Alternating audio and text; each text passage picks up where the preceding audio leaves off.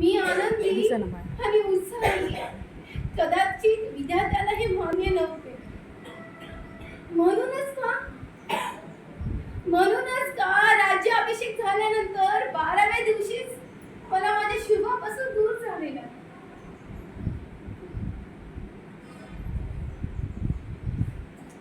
जाता जाता शिवबाच्या डोक्यावर हात ठेवला.